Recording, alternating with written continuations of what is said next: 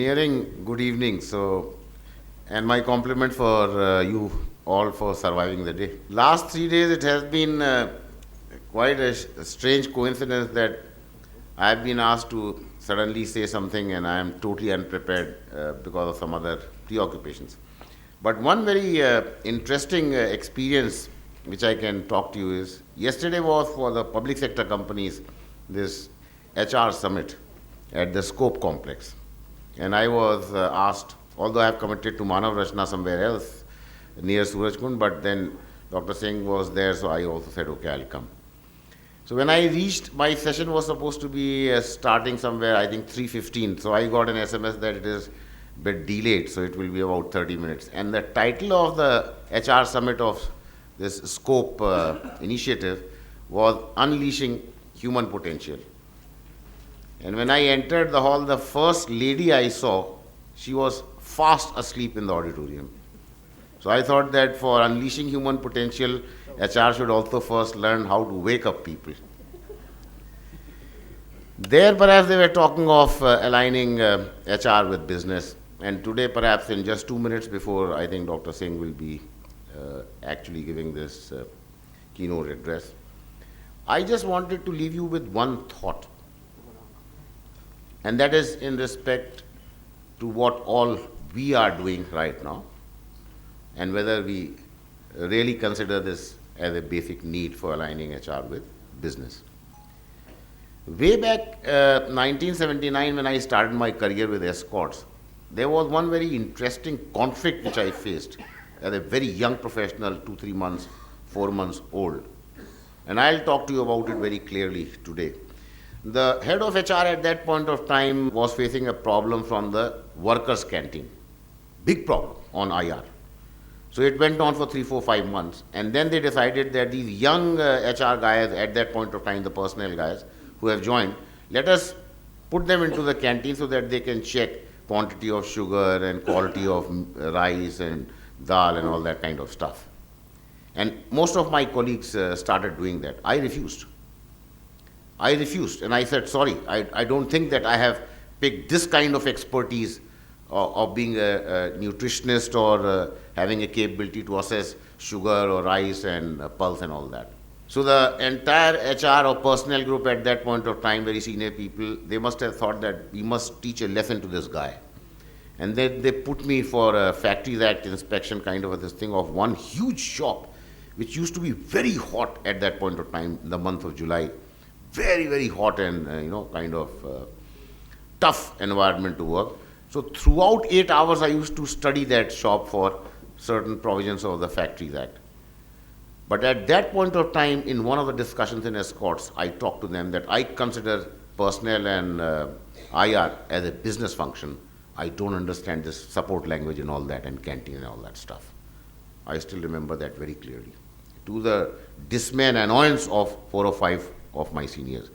And then subsequently in my career, I have always thought that HR should be positioned, demanded as a business function. And 11 years with Maruti, which was a specific transition from public sector to private sector, where I was brought in by design. And there are a lot of changes I had to bring in. But the first thing which I came to know in Maruti, September 2003 I joined, and I think November it was being discussed that in the month of April we'll be having the dealers conference in Bangkok. So a Japanese guy who was a joint managing director, the current position which I hold, I was reporting into him. So I said, Mr. Sugimori, I would like to attend this dealers conference at Bangkok. So he looked at me as if I have come from a jungle. He says, Siddiqui-san, would you like to go and enjoy Bangkok? I said, no. I'm not talking of any enjoyment. I am going to understand what is the mindset of dealers, what volumes, what market share, what we are thinking for 2004 and 5. So he says, okay, fine. I think go ahead. And that was the first turning point where I demanded human resources to be positioned in Maruti as a business function. And then rest is history. Absolutely freehand, whatever I decided, whatever I wanted to do, I have done. And in Maruti, 2004 onwards, we are positioned at the board level for all key strategic decisions with respect to the company. So my humble request to you people is that wherever you have to position yourself as a professional and the function you represent, I think that is one area you can evaluate and introspect honestly to yourself. Forget about reporting to anybody, to yourself. And if you can bring in one small change there, I think life will change big way. This is one small request. Second is that when we are starting our careers, we should be doers. So we should look at domain expertise, IR or compensation and benefit or HR generalist or as a trainer or whatever. As we grow, I think the mindset should also start growing, that we should grow from doer to maybe a manager. And in that sense, we should be learning how to get work out of people rather than continuously, unconsciously trying to do everything by yourself. And then as we further grow, then we should start learning management. Then domain expertise should take a back seat. So, and then you reach the leadership level in your organization, in your profession. But then you'll have to leave basic HR behind. You cannot have both. You want to have the cake and want to also eat it too. That will not happen. Today, in Maruti, I do no HR. Last 1st April 2014, divorced. Completely non-operational. No paper to sign. No recruitment I decide. No promotions, no salary, nothing. In any case, I am fed up till here. If you ask me to sit in an interview, I'll sleep. So what do I do then? We look at strategy. And right now I am busy last 7-8 months looking at supply chain strategy for Maruti 2020. At that point of time, from the current 1.3 million, 13 lakhs, we would like to reach 2 million, 20 lakhs a year.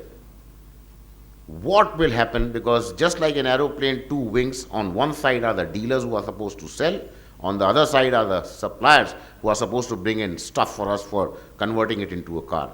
Any of the wings do not work, the plane doesn't take off. That's what is Maruti right now. Let us not have any wrong impressions that Maruti alone can do things, wonders, nothing of that sort. The main body is what we are, 12,900 people, 8,000 people outsourced to 21,000 people working for us. But then we are heavily dependent, handicapped if the two wings don't work.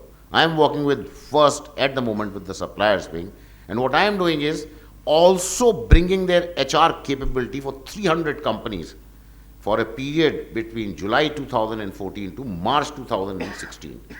Timeline, accountability specified, starting with the CEOs, then the next layer, then the next layer, then HR audit, then kind of, countermeasures for building capability, and then re-audit and finish and say, if those who come up will continue with us into this 20 lakh kind of kitty, where they are going to share the fate with us, or we'll tell them that, sorry, you are no good to work with us. That is the criticality and strategic perspective of HR which we have brought in Maruti to a great extent, and nobody gave me any textbook, and nobody gave me any instructions, or nobody gave me any direction as to what to do when.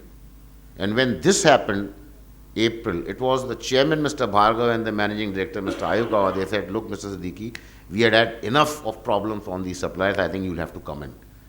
Because this is not a 1 month solution of quality or production or operations. I think it's a bigger game, so we'll have to look at how to build them up so that they can stay with us for capability of 2 million a year. 2 million a year, right now we are doing 1.3 is about 45,000 crores, 2 million is roughly about 100,000 crores is what we are looking at. And one very, very small example of aligning HR with business is that 2003 when I was meeting the board, they were again and again telling me that, look, our workers' salary have gone, sky touching and all that. Mrs. Diggi, what can be done? What can be done? So I said, I have no magical lamp that I come and bring it down. There's a commonsensical thing. So when I'll come, I'll study. So what I suggested to them subsequently is that in the bucket, somewhere you create on the upper side, senior side, old water, a wall which should go out, VRS. Bottom side, inlet wall, fresh water to come in. So aging company, 25, 26-year-old at that point of time. So 1,000 odd people, senior level, who were not interested to work in the age group of 55, roughly reaching 58 and 60, moved out with a very attractive VRS, with ROI worked out clearly. And they were replaced with youngsters who came in with 12, 13,000 of salary compared to 60,000. Average cost comes down over a period of 3 years. That's strategic HR. Thinking before it happens and then offering the countermeasure. And today, one simple perspective which we are not looking at seriously in most companies is capability of HR analytics and forecasting. Today, I can tell you, which I said 2012 in Maruti, that 46%, roughly 50% of the top, all of us, will retire.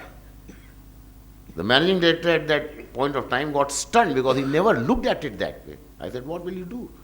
2018. It's just 5 years. So a plan has been put in place by that time for replacing all of us. And therefore, in human resources, when we look at this kind of career for all of you, at that point of time, you'll have to also look at long term. You have to look at beyond you, that value add, that strategic contribution to the company is where you are going to get recognized. And I got this learning with this great gentleman colleague of mine who was the managing director, Mr. Nakanishi, first Japanese expat managing director in Maruti from 2008 January to 2013. And initially he was telling me, Mr. Ziggy, let us put up a lot of trees at Manesar, our new plant, 600 acres, because a lot of dust and all that, it will be environment friendly, this and that. So after 4-5 times when he said, then, okay, I said, okay, let us put up 10,000 trees there. So our civil people organized it. We went to Manesar plant. We reached early. So we were having tea.